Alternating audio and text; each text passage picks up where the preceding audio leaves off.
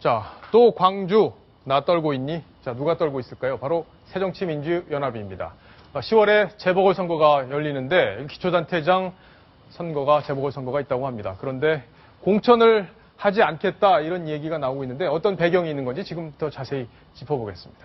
윤정혜 기자. 네. 자, 새정치민주연합 여기 공천 안 하겠다는 입장을 밝힌 건가요? 그렇습니다. 오늘 10월에 열릴 재보궐선거에서 광주 동구청장 선거가 열리는데 여기에다가 새정치연합이 텃밭인 광주에 후보를 내지 않겠다고 그 결정했습니다. 이유가 뭔가요? 궁금하죠? 예. 이를 두고서 일각에서는 최근 이 광주 서구에 당선된 청정배 의원을 중심으로 호남신당 논의가 활발하지 않았습니까? 그랬죠. 이에 반해서 새정치연합의 호감도는 광주에서 점점 떨어지고 있는 상황이기 때문에 혹시 자칫 여기다 후보를 냈다가 패했을 경우 그 뒷감당이 어려워서 꺼리는 거 아니냐 이런 분석이 많았습니다.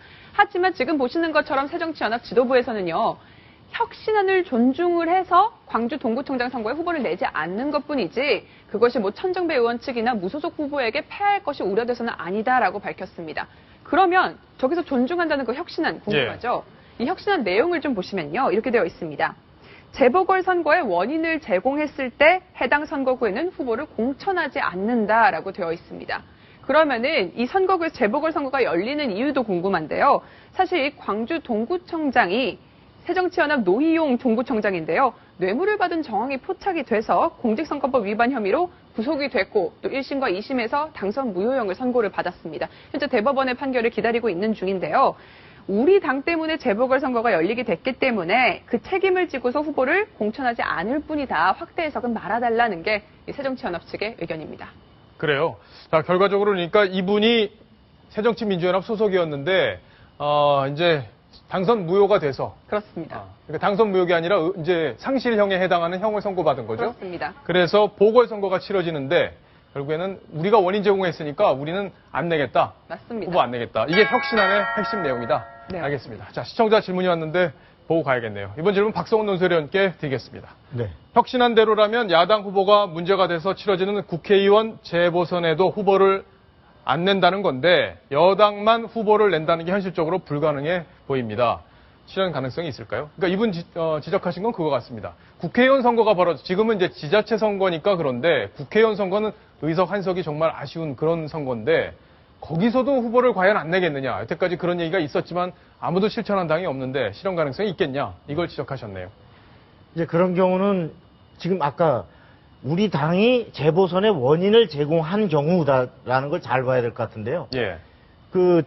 의석이 상실됐어도 그거는 우리 당이 원인을 제공한 게 아니고 정치 보복과 탄압에 의한 부당한 기소고 부당한 재판이다라고 주장하면서 필요하면 얼마든지 낼 수 있는 거죠. 예. 실제로 보면 이번에 통과된 또 혁신안 중에 이런 게 있어요. 그 부정부패 연루로 기소가 되면 당직을 박탈한다. 이런 게 있는데 거기도 또 단서 조항이 있어요. 단 그 정치 보복과 같은 탄압에 의한 경우는 윤리심판원의 판정을 받아서 예외로 한다. 그렇기 때문에 얼마든지 이런 정신을 비춰보면 예. 아까 재보선 안 내는 것도 얼마든지 상황에 따라서는 다른 그 이유를 대면서 공천할 수도 있을 것 같다. 그렇군요. 알겠습니다. 박성원 논설위원. 그런데 지금 보면 전남 도당에서 새정치민주연합 도당에서 얼마 전에 여론조사를 자체 조사를 해서 11,000명 조사했던 결과 저희가 소개를 해드렸었는데 그때 보면은 절반 정도 이상이 지금 호남 신당이 더 지지율이 높다 이런 얘기가 지금 나오고 있잖아요. 아직 탄생하지도 않은 정당이 야당을 지금 제1야당을 앞서고 있는 그런 건데 무섭긴 좀 하겠어요. 광주에서 지면은 후폭풍이 좀 크지 않겠습니까? 그렇죠. 끔찍하죠. 특히 호남 정서에 가장 대표적으로 집약되고 응축되어 있는 데가 바로 광주인데 예. 그 호남 중에서도 그러니까 아마 이번 그 10월 재보선에 아까 저런 혁신안에 그런 명분을 내세워서 사실은 후보를 내세우지 않음으로써 패하지 않는 선거 무소속이 당선되더라도 우리 후보를 안 냈기 때문에 라고 하면서 패배를 피해감으로써 만일에 거기서 후보를 냈다가 패했을 경우 닥칠 수 있는 바로 호남 민심은 분명히 새정치연합을 버렸음이 확인됐다라고 하면서 대거 탈당하는 신당이 형성될 수 있는 그 명분을 제공하지 않겠다. 이러한 계산이 아마 현재 이루어지고 있지 않는가 생각이 듭니다. 그러면 그게 국민 보기에는 어떤 거예요? 국민 보기에는 과연 그렇게 하는 것이 오히려 정도를 걷는 건지 아니면 뭐 이런 혁신안대로 이렇게 공천을 안 하는 것이 정도로 보이는 건지 국민들은 어떻게 볼까요, 이번 일을?